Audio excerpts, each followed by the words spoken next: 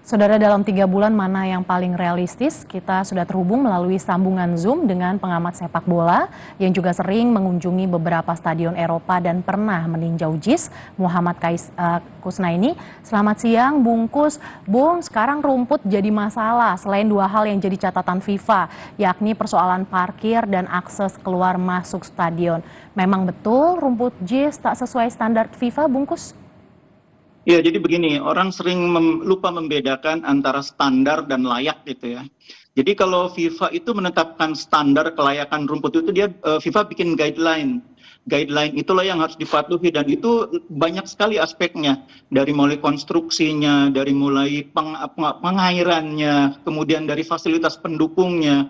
Nah, hal-hal seperti itu sudah diterapkan yang saya tahu di lapangan rumput JIS.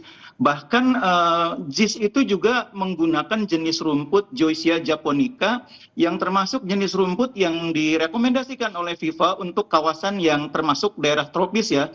Jadi untuk kawasan tropis itu FIFA merekomendasikan ada rumput Bermuda, ada rumput paspalum, ada Joycia matrela, Joycia japonica, dan satu lagi jenis rumput namanya kikuyu.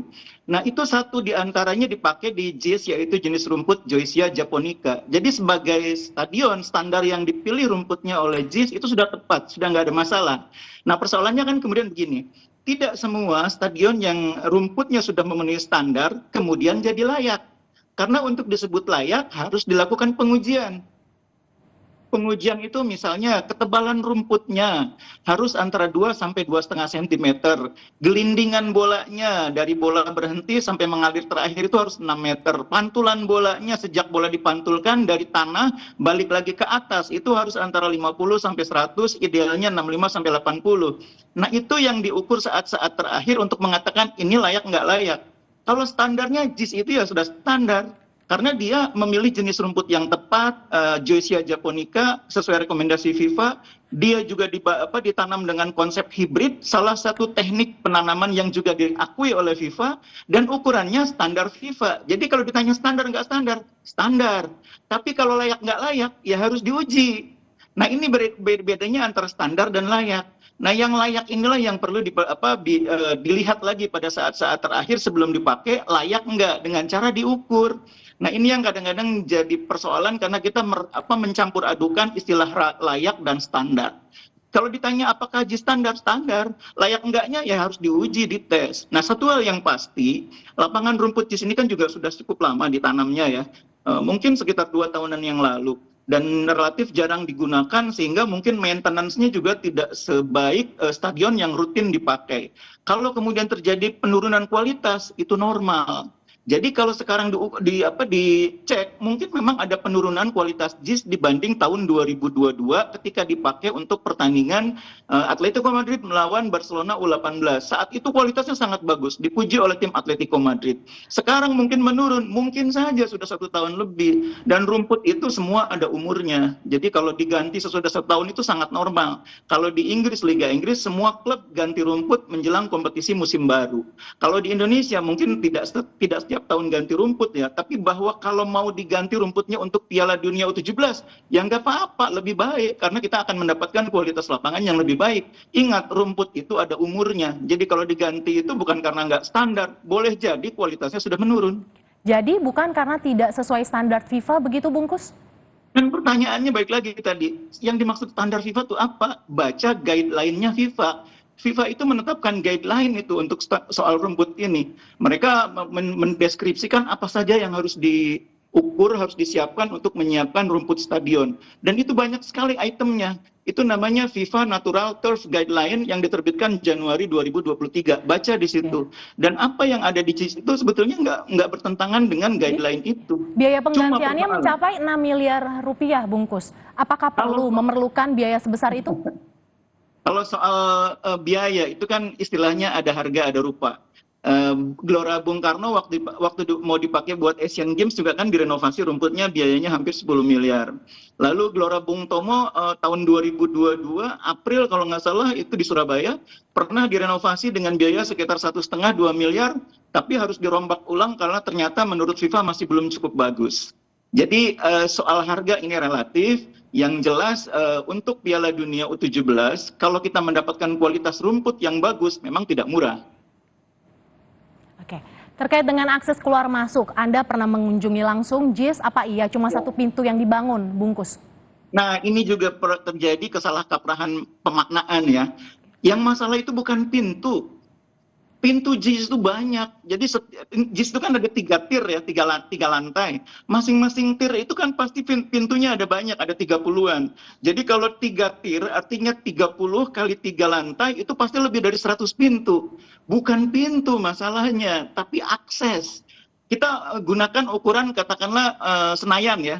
Kalau di Senayan itu kita sebutnya di sana plaza, ada plaza barat, ada plaza timur. Nah itu yang dimaksud itu, plazanya itu yang masih kurang. Karena pintu JIS itu sudah banyak, lebih dari 100. Cuma ketika orang keluar dari stadion, orang untuk keluar dari area stadion, untuk mencapai tempat parkir, untuk mencari angkutan umum, untuk mencari taksi, semua mengalir ke area plaza barat gitu loh, atau disebutnya RAM barat. Nah, idealnya sebuah stadion itu punya RAM barat, RAM timur, RAM utara, RAM selatan. Menteri PUPR bahkan bilang mau bikin 6 pintu akses keluar, ya itu lebih bagus. Sekarang ambil contoh yang paling sederhana.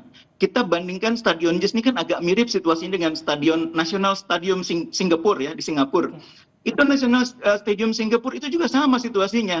Ke salah satu sisi dia akan bertemu dengan danau. Ke sisi yang lain dia akan bertemu dengan ke jalan raya. Sisi yang lain juga jalan raya. Jadi kalau kita nyebrang kita akan ketemu MRT Kalang Station. Kalau kita nyebrang ke sisi lain kita akan bertemu dengan Mountbatten Station. Kalau kita nyebrang ke sisi yang lain kita bertemu dengan Nicole Highway. Tapi kalau kita menuju ke arah yang dekat danau kita akan bertemu dengan mall yang namanya Kalang Wave. Nah, JIS itu didesainnya seperti itu. Oke, di suatu saat nanti di sekitar jadi ya, menurut Anda yang paling masuk akal atau realistis untuk dibuat dalam 3 bulan ini apa, Bungkus? Bukan masalah realistis, yang harus segera dibuat itu akses. Akses supaya orang tidak bertumpuk keluarnya hanya lewat RAM barat. Minimal bisa dibangun RAM selatan, minimal bisa dibangun RAM timur. RAM selatan itu kan nanti akan terakses dengan kawasan di sekitar Sunter ya, itu kan bisa dibuat akses. RAM timur itu memang salah satu problemnya adalah dia nanti akan berhadapan dengan pemukiman padat penduduk, dan di sana mungkin agak sedikit problem dengan jalannya yang kecil. RAM utara itu problemnya adalah di sana harus dibuat jembatan penyeberangan menuju ke Jalan Marta Dinata, Ancol.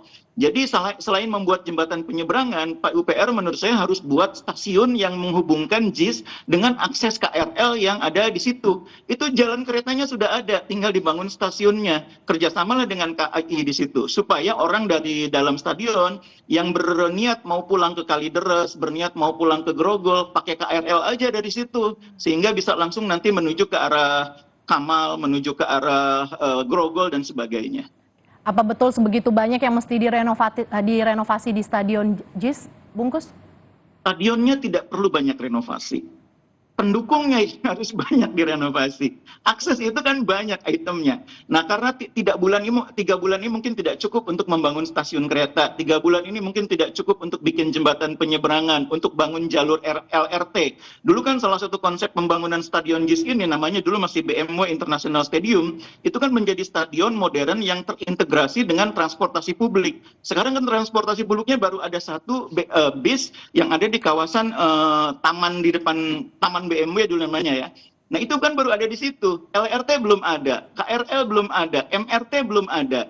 Jadi sementara itu belum ada, maka prioritasnya di samping membuka akses di kawasan selatan, di kawasan timur, juga memperkuat jalur transportasi yang ada di Taman BMW itu. Nah, menurut saya itu sementara yang bisa dilakukan sambil mungkin menambah area parkir. Karena orang sementara mungkin masih banyak yang datang ke JIS bawa mobil sendiri, bawa motor, sediakanlah parkirnya. Saya dengar katanya di bekas fasilitas di Sunter itu ada salah satu fasilitas pengolahan sampah yang akan dibuat gedung parkir. Nah, itu saya pikir untuk sementara itu solusi yang baik, karena sementara membangun akses transportasi tidak mudah. Terima kasih Bungkus Naini, pengamat sepak bola yang sudah bergabung dalam Kompas Siang. Terima kasih, salam sehat selalu Bungkus.